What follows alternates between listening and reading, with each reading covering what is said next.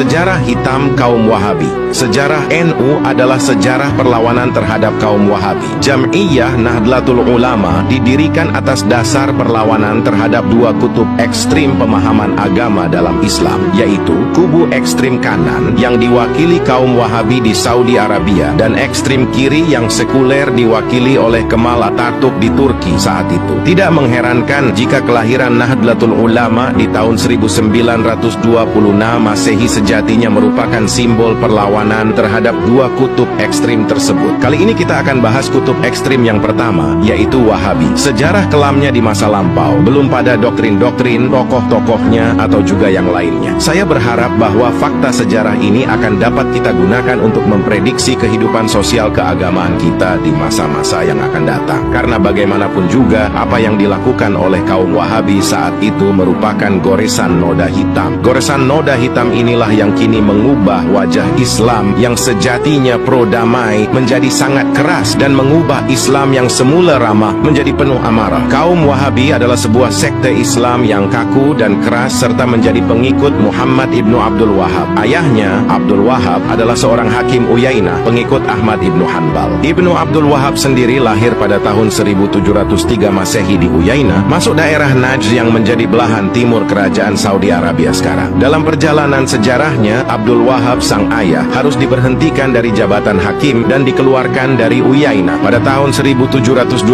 Masehi karena ulah sang anak yang aneh dan membahayakan tersebut. Kakak kandungnya, Sulaiman bin Abdul Wahab, mengkritik dan menolak secara panjang lebar tentang pemikiran adik kandungnya tersebut. As-Sawa'iq al-Ilahiyah fi Ar-Rad al-Wahabiyah, Abdurrahman Wahid, Ilusi Negara Islam, 2009, halaman 62. Pemikiran Wahabi yang keras dan kaku ini dipicu oleh pemahaman keagamaan yang mengacu bunyi harfiah teks Al-Quran maupun Al-Hadis. Ini yang menjadikan Wahabi menjadi sangat anti tradisi, menolak tahlil, maulid Nabi SAW, barzanji, manaqib dan sebagainya. Pemahaman yang literer ala Wahabi pada akhirnya mengeklusi dan memandang orang-orang di luar Wahabi sebagai orang kafir dan keluar dari Islam. Orang Wahabi merasa dirinya sebagai orang yang paling benar, paling muslim, paling soleh, paling mukmin dan juga paling selamat. Mereka lupa bahwa keselamatan yang sejati tidak ditunjukkan dengan klaim-klaim Wahabi tersebut, melainkan dengan cara beragama yang ikhlas, tulus dan tunduk sepenuhnya kepada Allah Subhanahu wa Ta'ala. Namun ironisnya, pemahaman keagamaan Wahabi ini ditopang oleh kekuasaan Ibnu Saud yang saat itu menjadi penguasa Najd. Ibnu Saud sendiri adalah seorang politikus yang cerdas yang hanya memanfaatkan dukungan Wahabi demi untuk meraih kepentingan politiknya belaka. Ibnu Saud misalnya meminta kompensasi jaminan Ibnu Abdul Wahab agar tidak mengganggu kebiasaannya mengumpulkan upeti tahunan dari penduduk Diriyah. Koalisi pun dibangun secara permanen untuk meneguhkan keduanya. Jika sebelum bergabung dengan kekuasaan, Ibnu Abdul Wahab telah melakukan kekerasan dengan membid'ahkan dan mengkafirkan orang di luar mereka, maka ketika kekuasaan Ibnu Saud menopangnya, Ibnu Abdul Wahab sontak melakukan kekerasan untuk menghabisi orang-orang yang tidak sepaham dengan mereka. Pada tahun 1746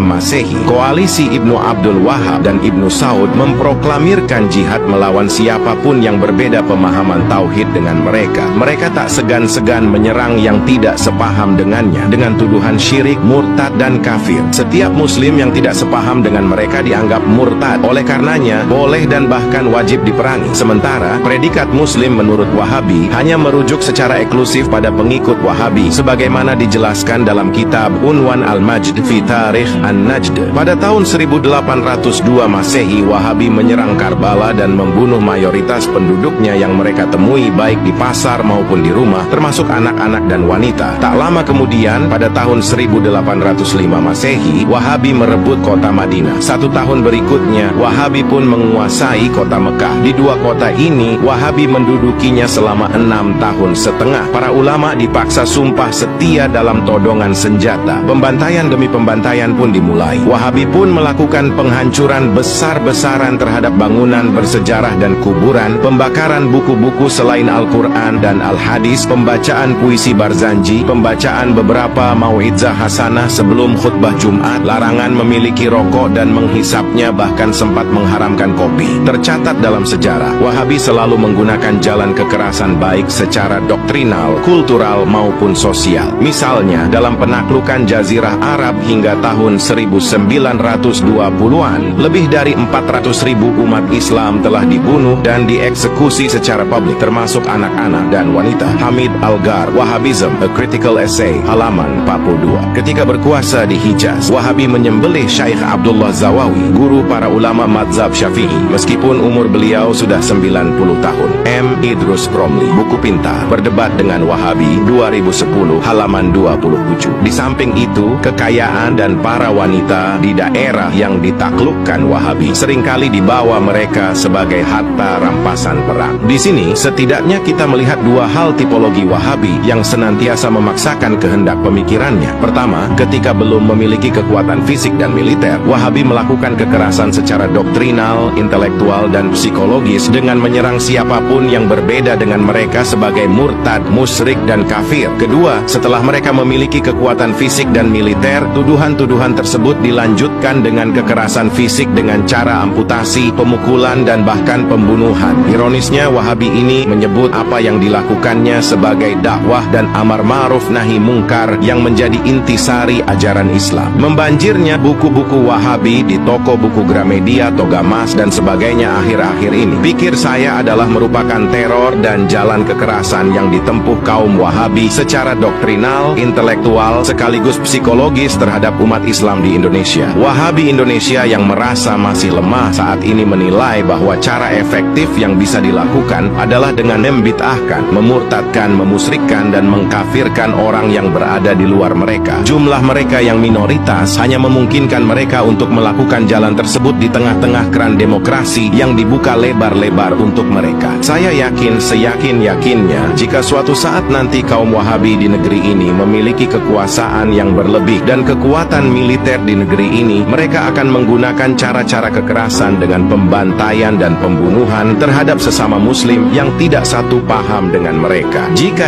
NU, Jam'iyah Nahdlatul Ulama, dan ormas lain yang satu barisan dengan keislaman yang moderat dan rahmatan lil alamin tidak mampu membentenginya, saya membayangkan Indonesia yang kelak menjadi Arab Saudi jilid kedua. Saya tidak dapat membayangkan betapa mirisnya jika para kiai dan ulama kita kelak akan menjadi korban pembantaian kaum Wahabi, terutama ketika mereka sedang berkuasa di negeri ini. Naudzubillah wa naudzubillah min zalik. Wallahu alam.